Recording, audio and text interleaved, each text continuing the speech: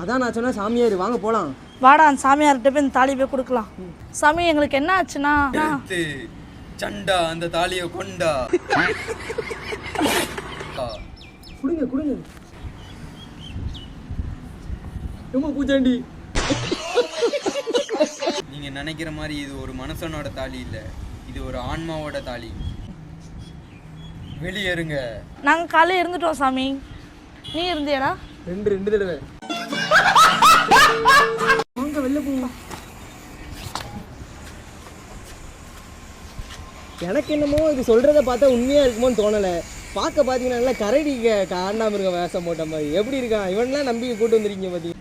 தாலி ஆன்மாவோட சேர்த்துட்டேன், இனிமே உங்களுக்கு ஒன்றும் இல்லை, வீட்டுக்கு போங்க. சரி வா வாங்கக்கா வீட்டுக்கு போ.